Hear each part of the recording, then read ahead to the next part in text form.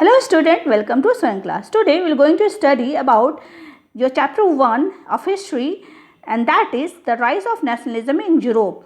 First of all, we have to know that what we have to study in this chapter. इस chapter में हम लोगों को क्या क्या पढ़ना है. तो बेसिकली इस चैप्टर में हम लोग इवेंट एंड प्रोसेस के बारे में पढ़ेंगे, जो फ्रांस में हुए, ब्रिटेन में हुए, जर्मनी एंड इटली में हुए, किस तरह यूनिफिकेशन हुआ, वो सब राष्ट्रों का, ये सब हम लोग नेशंस का, ये सब हम लोग इस चैप्टर में पढ़ेंगे. सबसे पहला बात जो है, तो हम लोग क्या वर्ड देख रहे हैं, नेशनलिज्म. तो व्हाट इज नेशनलिज्म? सबसे पहले तो यही हम लोग को सोचना है, समझना है कि नेशनलिज्म आखिरकार है क्या. ठीक है, तो ये जो नेशनलिज्म है ये क्या है? ये होता है राष्ट्रीय भावना, जिसको हम लोग बोलते हैं राष्ट्र प्रेम या राष्ट्रीय भावना, इसको हम लोग बोल सकते हैं.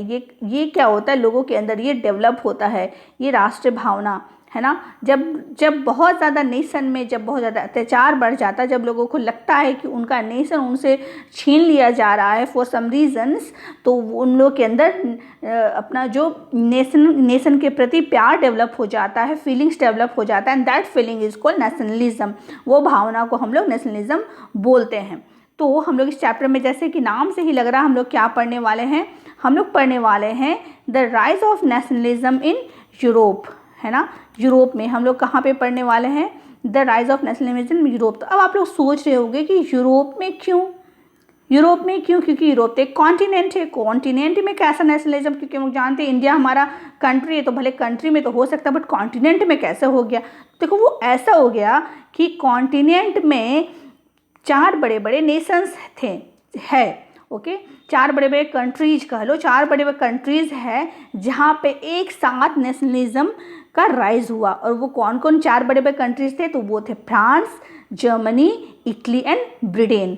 ये 4 बड़े बड़े कंट्रीज में एक साथ नेशनलिज्म का डेवलपमेंट होता है, एंड वो सारे जगह स्प्रेड होता है. फर्स्ट फ्रांस से स्टार्ट होकर वो सारा कंट्रीज में स्प्रेड होता है, फैलता जाता है, और इस तरह से करके वो धीरे धीरे करके पूरा यूरोप में फैल जाता है. छोटे से लेके बड़े हर राज्य, ऑस्ट्रिया, प्रसा, हर राज्य में वो फैल जाता है. ठीक है, उसका स्प्रेड हो जाता है. तो इसी तरह से ये नेशनलिज्म सिर्फ क्या हुआ, सिर्फ एक कंट्री तक ना रह के पूरे कॉन्टिनेंट में फैल गया. इसीलिए हम लोग इस चैप्टर में पूरे कॉन्टिनेंट को ही कवर अप कर लेते हैं कि the rise of nationalism Europe. समझ में आ गया? इसलिए टेंशन मत हो लेना कि फ्रांस ऊपर यूरोप का आ गया, नीचे फ्रांस, जर्मनी, इटली पढ़ रहे हैं हम लोग. तो क्यों पढ़ रहे? तो हम लोग इसीलिए पढ़ रहे हैं क्योंकि यूरोप क्या है, कॉन्टिनेंट है, एंड बाकी सब क्या उसके अंदर की कंट्रीज है. Okay, so let's start. तो हम लोग सबसे पहले देखते हैं कि ये पिक्चर क्या है. आप लोग की बुक के फ्रंट में दी हुई, जैसे आप लोग चैप्टर ओपन करोगे सबसे पहले ये वाली फिगर आप लोगों को मिलेगी. तो ये ज़रूरी है हमारे लिए ये वाले फिगर को हम लोग जाने की एक्चुअली में ये फिगर हमें क्या बताता है, बिकॉज इससे क्वेश्चन बोर्ड्स में आते ही आते हैं. ठीक है, तो चलो इस फिगर को हम लोग सबसे पहले देखते हैं कि क्या क्या इसमें हमें इम्पॉर्टेंट पता चलता है. सबसे पहले तो ये कि इस फिगर को बनाने वाला कौन था. ऑफ कोर्स इस फिगर को किसने बनाया, हम लोग देख सकते हैं. इस फिगर को फ्रेडरिक सोरियो ने बनाया. वो एक फ्रेंच आर्टिस्ट था, एंड उन्होंने ये कब बनाया? 1848 को फ्रेडरिक सोरियो ने क्या करा, ये एक बहुत ही ज़्यादा प्रेसियस पिक्चर को बनाया, जिसमें उन्होंने क्या दर्शाया, जिसमें उन्होंने फ्रीडम को दिखाया.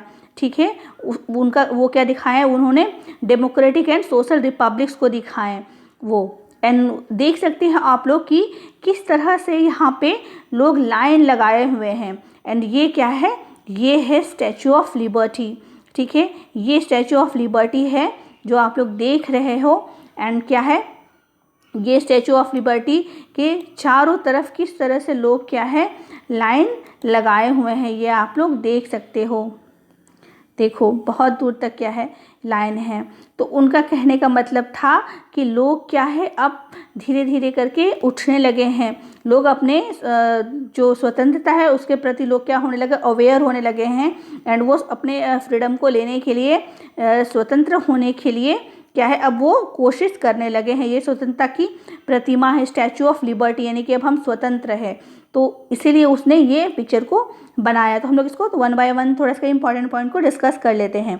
सबसे पहला तो ये देख रहे हो कि इसके हैंड में ये टॉर्च टाइप कुछ है. ये है टॉर्च ऑफ इनलाइटमेंट.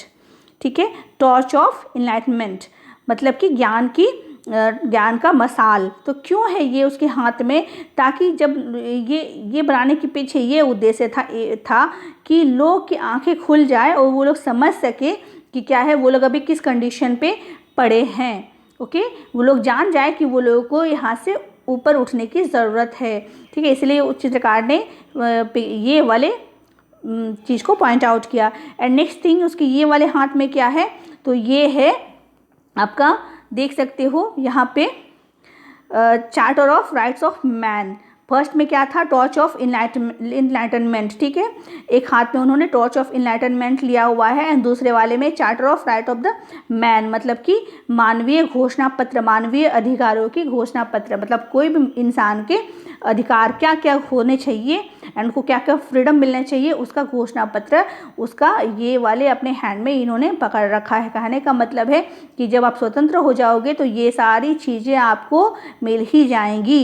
ओके, सो हम लोग देख सकते हैं कि किस तरह से लोग अपने अपने देश का झंडा लिए हुए स्वतंत्रता की ओर आ रहे हैं। देखो, जब राजाशाही शासन था, ओके, जब मोनार्की शासन था, तो ये झंडा नहीं था, ये फ्लैग्स जो देख रहे हो, ये सारे फ्लैग्स नहीं चलते थे। बिकॉज वो क्या होता था उस वक्त जो किंग होते थे वो अपना चलाते थे, अपना फिगर का पिक्चर का फ्लैग चलवाते थे। तो ये इन देशों ने अपने अपने यूनिफॉर्म्स पहने हुए हैं एंड अपने अपने कंट्री के फ्लैग को अपने हाथों में लिए हुए। कहने का मतलब क्या है कि अब हम अपने वाले फ्लैग्स को चलाएंगे, अभी आपका शासन नहीं चलेगा। तो किसका नहीं चलेगा? सबसे पहले हम लोग वो देख लेते हैं। वो ये देखो, आप लोग देख रहे हो, यहाँ पे दिख रहा है, यहाँ पे सारे क्या पड़े हुए हैं? ये सारे आपके टुकड़े पड़े हुए हैं। तो किस चीज़ के टुकड़े पड़े हुए? ये क्राउन्स है, ये क्राउन्स देख रहे हो, ये सारे क्राउन्स पड़े हुए हैं, इधर उधर टूटे बिखरे।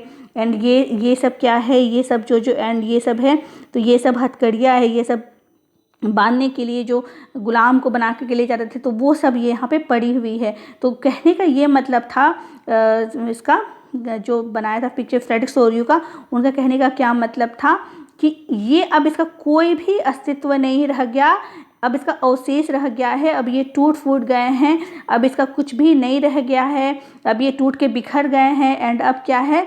अब हम लोग आज़ाद हो गए हैं। तो ये जो शासन था, ये जो मोनार्की शासन था, ये कैसा था? तो ये एब्सोल्यूटिस्ट था। एब्सोल्यूटिस्ट क्या होता है? तो ये एक ऐसा सरकार होता है जहाँ कोई रेस्ट्रेंट्स या कोई पावर नहीं होता है, ये लोग पास कोई पावर एक्सरसाइज नहीं होता। ये मतलब जो मर जाए, एक तरह से कह लो कि जो मर जाए वही ये लोग करते थे। ठीक है, और ये लोग क्या होते थे? बहुत सेंट्रलाइज्ड होते थे, बहुत रिप्रेसिव होते थे। रिप्रेसिव मतलब कि बहुत ज़्यादा दमनकारी होते थे, यानी कि आम लोगों को बहुत ज़्यादा मारते पीटते थे, उनको गुलाम बना के रखते थे और उनको अपने और मिलिटराइज्ड की वजह से सैन्य बल में, मतलब सैनिकों की शक्ति लेकर के खुद वो लोग को दबाया जाता था आम लोगों को। तो इस तरह से, ठीक है, तो उनका ये सोचना था, जो आर्टिस्ट थे उनका ये मानना था कि अब ये क्या है? अब ये लोग ऊपर उठने लायक नहीं है, अब इनका क्या पड़ा हुआ यहाँ पे? टुकड़ा पड़ा हुआ है। तो अब ये लोग क्या करेंगे? नहीं, अब वो लोग नहीं उठेंगे। और अब कौन उठेगा? अब हम लोग ही रहेंगे। तो आप लोग देख सकते हो किस किस तरह से कंट्रीज़ यहाँ पर वन बाय वन अपने फ्लैग को लेके जा रही। सबसे पहले यहाँ पे एक छोटा सा फ्लैग दिख रहा होगा, ये दोनों फ्लैग, ये और ये फ्लैग, ये स्टैचू को पार कर चुकी है। कहने का मतलब ये दोनों ने ऑलरेडी, ये यहाँ पे फ्रीडम हो चुका था, ऑलरेडी ये लोग इंडिपेंडेंट हो चुके थे। ये यूएसए का झंडा है, फ्लैग है, एंड ये स्विट्जरलैंड का फ्लैग है। तो मतलब कि ये दोनों कंट्रीज ऑलरेडी इंडिपेंडेंट हो चुके थे। एंड उसके बाद बारी था किसका? फ्रांस का। यहाँ पे देख सकते हो फ्रांस की यूनिफॉर्म जो आमतौर पे लोग पहनते थे, वो है जो बहुत ही ज़्यादा करीब है स्टैचू ऑफ लिबर्टी के। कहने का मतलब है अब फ्रांस की बारी है। तो सबसे उसके बाद ये दोनों के बाद कहाँ पे आया? ये नेशनलिज्म कहाँ पे राइज हुआ? फ्रांस में हुआ। फ्रांस के बाद आया जर्मनी का बारी। एंड सबसे इंटरेस्टिंग बात ये है कि जब ये आर्टिस्ट ने ये पिक्चर बनाया था, तभी में जर्मनी में कोई ऐसा बात भी नहीं हुआ था कि हम लोग इंडिपेंडेंट की ओर आगे जाएंगे।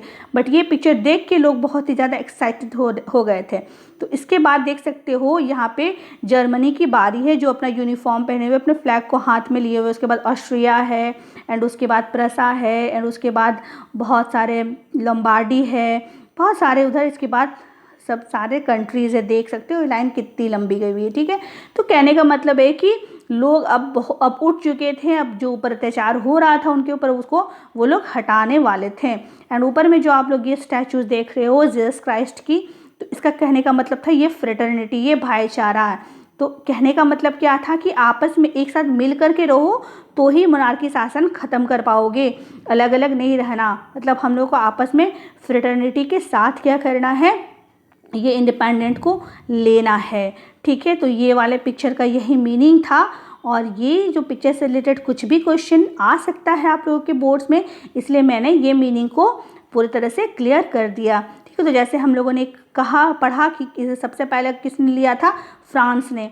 तो इसीलिए हम लोग नेक्स्ट वाले वीडियो में क्या पढ़ेंगे, सबसे पहले पढ़ेंगे हम लोग फ्रेंच रेवोल्यूशन के बारे में कि किस तरह से फ्रांस में रेवोल्यूशन होता है एंड आइडिया ऑफ नेशन, वो जो नेशन स्टेट का आइडिया वो कहाँ से आता है। तो ये हम लोग नेक्स्ट वाले वीडियो में डिस्कस करेंगे। उसमें कुछ पॉइंट्स भी होंगे, क्योंकि अभी पॉइंट्स का काम नहीं था इसलिए मैंने पॉइंट्स वाइज नहीं बनाए। तो नेक्स्ट वाले वीडियो में हम लोग कुछ पॉइंट्स को डील करेंगे एंड उसको हम लोग पूरे French revolution and idea of nation को कवर अप करेंगे। Thank you for watching.